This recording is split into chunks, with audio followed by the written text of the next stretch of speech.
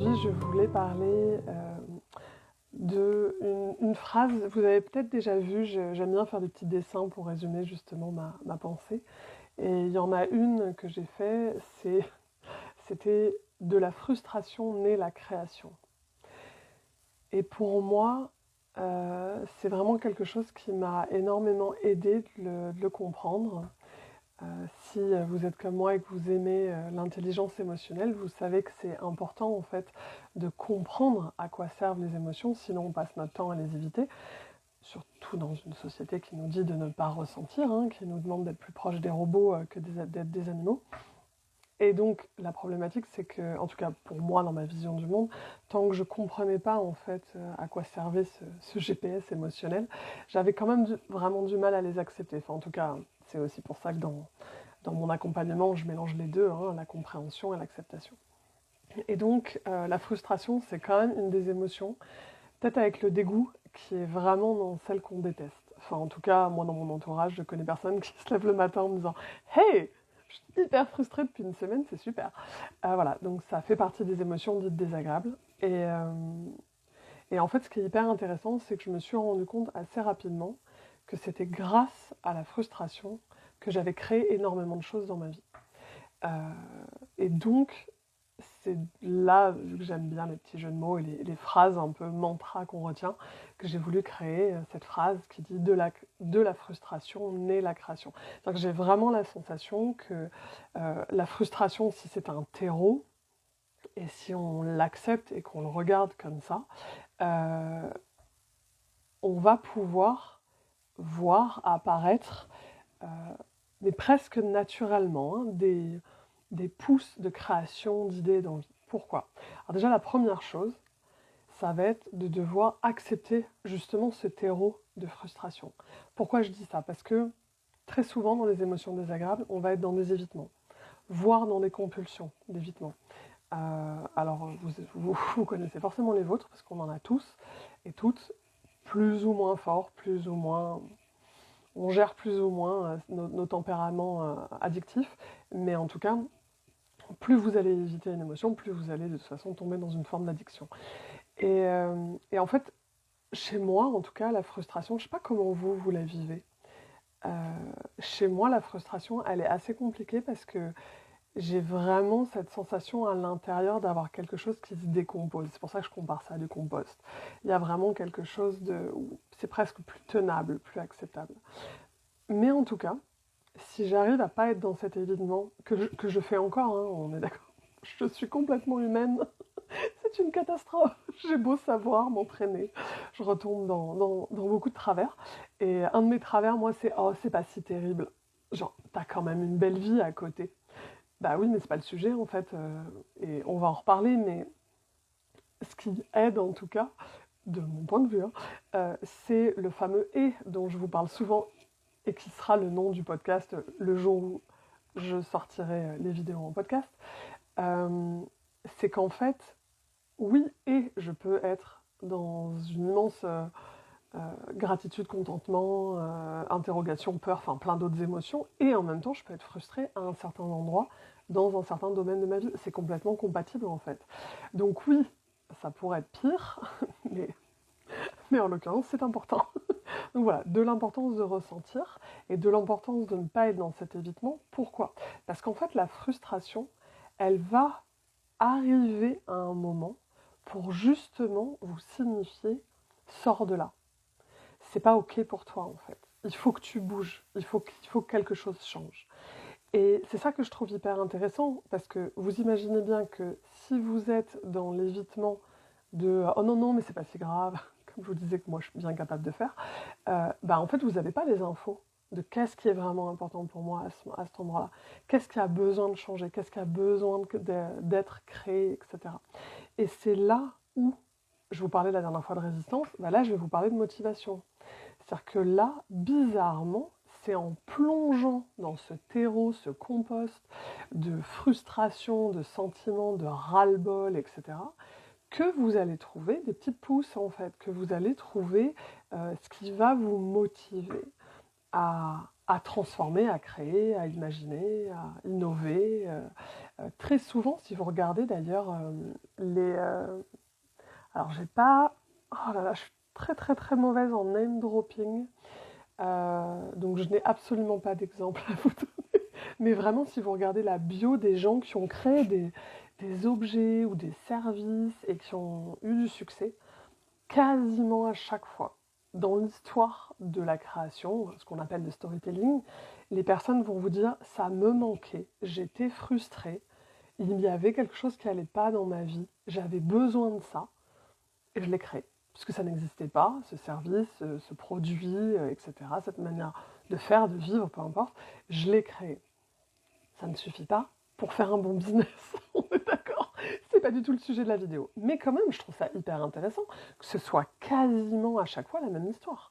C'est-à-dire que c'est, je pense, un des éléments qui rapproche tous les créateurs d'entreprises, encore une fois, ou d'autres choses. C'est qu'il y a quelque chose, il y a un manque, il y a cette frustration, j'en ai absolument besoin, ça n'est pas disponible, ça n'existe pas dans ma vie, autour de moi, etc. Est-ce que ça existe déjà, ou est-ce que je pourrais l'avoir, etc.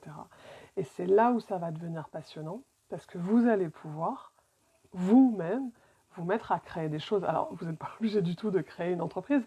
Quand je dis de la frustration naît la création, ça peut être sur des toutes petites choses dans votre vie. Vous allez vous mettre à...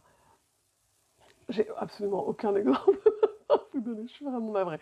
Mais ça peut être des choses très, très personnelles, très intimes. C'est pas, voilà, vous n'êtes pas obligé. Moi, en l'occurrence, dans ma vie, ça m'a clairement aidé à monter ma boîte, par exemple. Ma première boîte, il y a 13 ans. Parce que j'en avais ras-le-bol, j'étais frustrée d'être salariée, d'être coincée.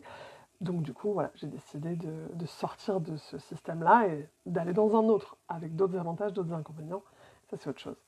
Et donc, souvent, ce que j'entends comme remarque, comme critique de cette logique d'aimer, en tout cas d'aimer, je ne sais pas si on peut l'aimer, la frustration, mais en tout cas, on peut l'accepter, on peut l'entendre, on peut l'écouter, on peut presque la transcender, puisqu'on on va la mettre en mouvement et elle va devenir quelque chose.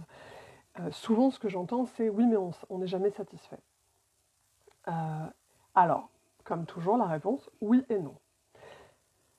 Il y a un endroit où, oui, vous n'allez jamais être satisfait de votre vie. Mauvaise nouvelle, je vais peut-être refaire une vidéo là-dessus, mais parce qu'en fait, le principe de l'être humain, c'est que quand j'ai satisfait un besoin, quand j'ai satisfait une envie, il y en a une nouvelle qui apparaît. Et il y en a une nouvelle qui apparaît comment ? Dans la frustration et dans le manque.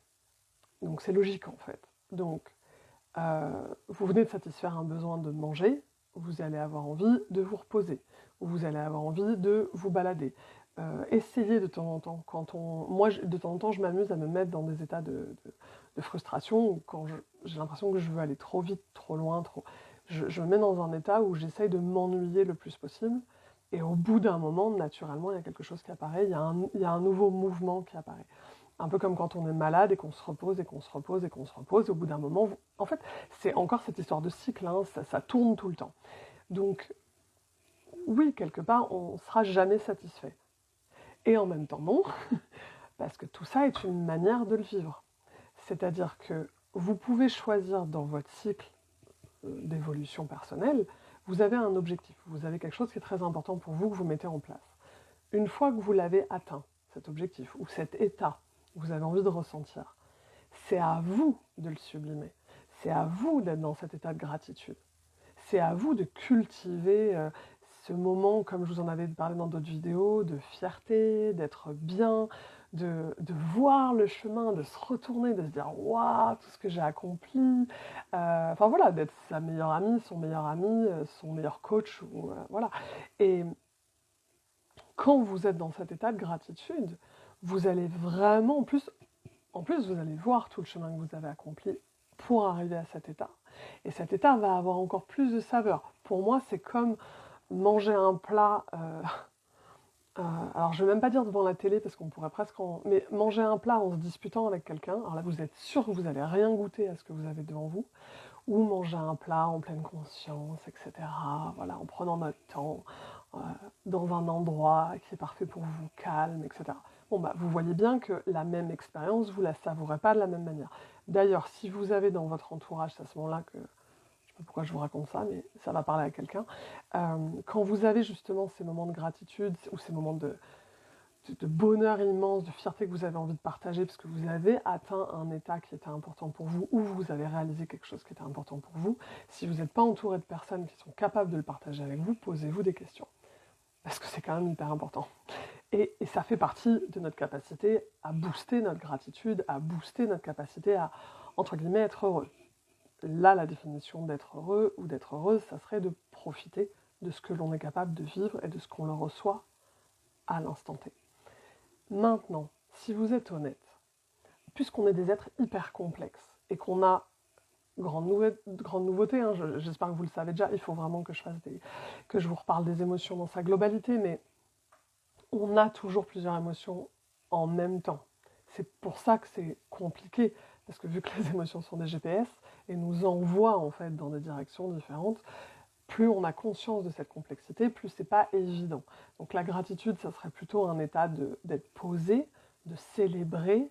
C'est quelque chose d'assez pétillant, mais en même temps assez calme, je trouve. Dans la gratitude, il y a quelque chose quand même de beaucoup d'attention. Et en même temps, je vous disais oui et non, on ne sera jamais satisfait parce qu'à ce moment-là, il y a je passe au cycle d'après. La frustration apparaît. J'ai déjà envie de quelque chose de nouveau. Et là où vous pouvez l'analyser ou le classer dans votre vision du monde comme quelque chose de négatif, être frustré, c'est être négatif, moi j'ai envie de vous dire pourquoi est-ce qu'on ne le changerait pas et pourquoi est-ce qu'on ne se dirait pas, bah c'est mon moteur en fait. C'est-à-dire que c'est ça qui me met de l'essence. Ma frustration, c'est littéralement l'essence dans le moteur de mon corps qui me dit bon, là c'était génial, là j'ai adoré avoir ça, et en même temps, oh là là là là, est-ce que je pourrais pas, I want it all, est-ce que je pourrais pas tout avoir, même si c'est un fantasme, peu importe. Est-ce que j'ai pas le droit de continuer? Alors, une quête du bonheur, moi j'appelle ça l'expansion du soi, enfin vous appelez ça comme vous voulez, sans que ça devienne une course-poursuite. Et c'est là où je vous dis, c'est dans votre manière que vous allez avoir de vivre les choses que ça va changer. Vous pouvez le vivre avec beaucoup de douceur, beaucoup de calme, beaucoup de présence, ou alors dans un genre de boulimie, de j'ai eu ça, il me faut ça, il me faut ça, il me faut ça, et ça suffit jamais. On est bien d'accord que là, je parle plutôt de réalisation, c'est pour ça que je vous dis de la frustration naît la création et pas naît l'achat. Je ne parle absolument pas ici de compulsion d'achat ou de notre société qui nous dit consomme et tu deviendras quelqu'un. Pas du tout, hein. Je parle vraiment de réalisation personnelle, intime, etc. Et donc, si on arrive à cet état, à cet endroit où on est capable de jongler avec les deux, c'est-à-dire la gratitude de ce que j'ai accompli, c'est génial, et en même temps le waouh, je suis vraiment frustrée, j'ai envie de vivre autre chose, et bien pour moi, là, vous allez vraiment commencer à ressentir la magie des cycles. C'est-à-dire que vous allez voir que, en fait, naturellement, votre énergie, vous allez la mettre à un autre endroit. Si vous êtes l'heureuse propriétaire d'un jardin, notamment potager, vous le savez, la vie est bien faite, en fait. On ne met pas son énergie au même endroit pour toutes les plantes, pour tous les fruits, pour tous les légumes. C'est un peu pareil. C'est une métaphore facile, mais c'est un petit peu ça. Et pour moi, ça permet vraiment de savourer le présent. Quand vous mangez les légumes et les fruits de votre jardin, vous savez de quoi je veux parler. Il y a vraiment le présent dans le sens présent cadeau, hein, avec le jeu de mots, le présent est un présent. C'est-à-dire qu'au présent, je suis tellement heureuse et en même temps, je suis un peu frustrée parce que je vois qu'à côté, tel et tel légume n'a pas encore poussé, il faut que j'attende encore. Voilà, et ça me donne, si vous le voyez à nouveau, non seulement cette motivation, mais presque cette ténacité, vous voyez, c'est une forme de régularité, c'est-à-dire que je vais y retourner et je vais y retourner, parce qu'encore une fois, la frustration, je sais pas vous, mais moi vraiment, c'est une émotion que je déteste. Donc j'ai tout intérêt à aller nourrir à l'intérieur de moi un mouvement qui dit oui, oui, je sais que je suis frustrée, et en même temps, regarde, j'ai mis en place des choses, c'est déjà en train de bouger. Et je peux vous donner un exemple tout simple, et ça vous parlera peut-être un peu plus, de manière plus concrète. Donc moi, ça fait un moment, j'en ai déjà un petit peu parlé, mais j'ai emménagé dans une petite cabane, un mobil-home que j'ai transformé. Et ça fait très longtemps que je ne sais pas où vivre, comment vivre, parce que voilà, j'avais des envies un peu floues et assez nouvelles par rapport à ce qu'on peut voir dans la société. Et donc j'étais un peu paumée. Donc j'avais pas de racines, on pourrait dire, j'étais pas stable. Et tant que j'étais pas stable, c'était ça ma frustration. C'était j'avais besoin de cette stabilité, j'avais besoin de cet ancrage. Et bien maintenant que je l'ai, mais ça fait déjà à peu près 15 jours, un mois, ben j'ai envie de voyager.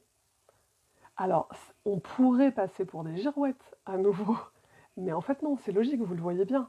Je suis enfin stable, je suis enfin posée à un endroit, j'ai mon port d'attache, donc je peux aller m'amuser ailleurs, parce que je sais que je peux rentrer chez moi.